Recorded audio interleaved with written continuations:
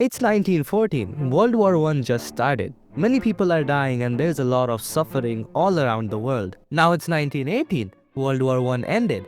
But the war took a lot of resources and people. Now let's look at India. India was still under the British control and of course lost a lot of people in the war.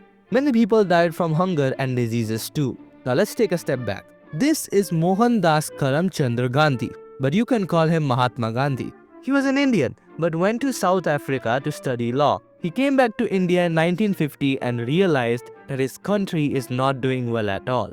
He realized that India needed to be free from Britain. And what can he do? Well, he can do a lot. Gandhiji's method of movement and protest were based on truth and non-violence, which was known as a satyagraha, which basically means fighting for the truth without any violence. So in 1917, he went to Champaran, Bihar to inspire peasants to oppose their owners. In 1917, he went to Khera, Gujarat to help people who were suffering from food shortages. In 1918, he went to Ahmedabad to teach satyagraha among cotton mill workers. Alright, now Gandhiji is becoming famous, but the British government decided to act against it. The Imperial Legislative Council passed the Rolfe Act. This act gave the British government power to stop or limit political actions. Also, they could even throw some political people in jail without any trial for 2 years. Now Gandhiji understood the gravity of the situation and launched his first nationwide movement, the Satyagraha movement, on 6th April 1919. People started to break laws and oppose the British government. Shops were closed and rallies were organized. Now the movement is going well, but the British government did not take this lightly. On 13th April 1919, many people gathered on the ground of Jallianwala Bagh in Amritsar, Punjab to celebrate Baisakhi festival. General Dyer, a military head, blocked the exit points of that ground and opened fire on the people until all of them died.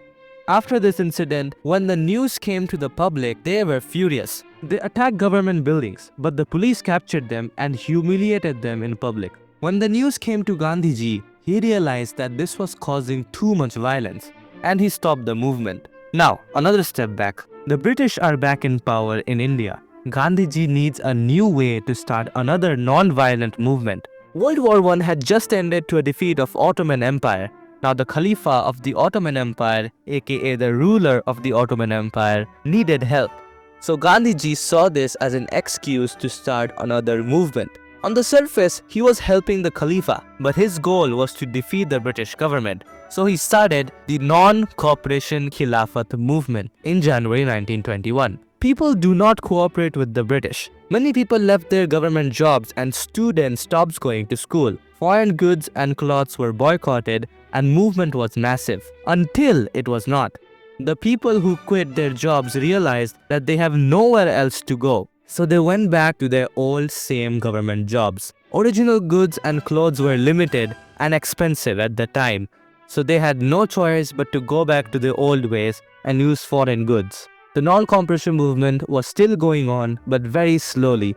This movement spread to the countryside. In Awadh, Baba Ramchandra held the movement by protesting against the landlords, and in Andhra Pradesh, Alluri Sitaram Raju helped the movement spread more. People were now running away from their work and jobs, but they were caught and beaten up brutally by the police. Gandhiji got the news for violence and stopped the non-cooperation Khilafat movement in February 1992. British are back in power. Gandhiji lost twice.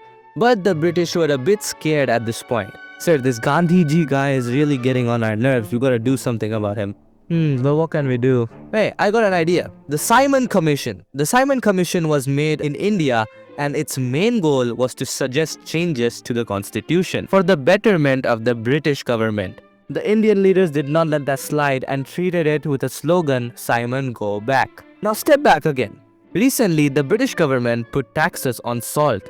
Salt is needed to survive, so a big tax on it does not make sense at all. On 31st January 1930, Gandhiji wrote a letter to Viceroy Arvind in which there were 11 demands and one of them was to stop the salt tax. So Gandhiji decided to start his famous Dandi March, aka Salt March. It was a big march where Gandhiji and his followers walked from Sabarmati Ashram on 12th March 1930 till Dandi, They reached Dandi on 6th April 1930 and boiled the seawater for salt and manufactured it. Millions all over the country did the same and illegally manufactured salt. This marked the beginning of civil disobedience movement, Gandhiji's third movement. Now people wanted full independence, aka Purna Swaraj. Foreign goods and cloth were boycotted once again, and people broke hundreds of laws. Peasants refused to pay taxes and the movement was on fire. Of course, the government took action and even arrested Gandhiji, but people were furious.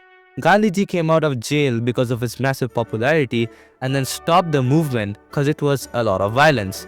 Then he went to London to negotiate with the British, but came back empty-handed. So he relaunched the civil disobedience movement for the second time, but stopped it again in 1934. Guess why? Yes, violence. Now people had rage, pure anger inside them, and the British government was becoming weaker. Okay, another step back. At the same time, since India was always a diverse country, there were many other people, like the Muslims and the Dalits, who did not really got to participate in a lot of movements. As a result, a large part of the Muslims felt separated from the revolutions, which led to Hindu-Muslim clashes all around the country. The head of the Muslim League, Muhammad Ali Jinnah, tried to negotiate. He wanted two things. Muslims were assured reserved seats in the assembly and representation would be in proportion to the population in Muslim-dominated provinces. For some reason, Muhammad Ali Jinnah was opposed. In 1930, Sir Muhammad Iqbal, the president of Muslim League, demanded a separate area for the Muslims. Now there is a lot of things happening in the country, so people decided to make their different folklore, song, art, flags over time, which became iconic nowadays. In conclusion, the people of India, no matter what religion they had the same goal. That was to become independent from the British rule. They worked together over the time span of many years and India became an independent nation on 15th August 1947.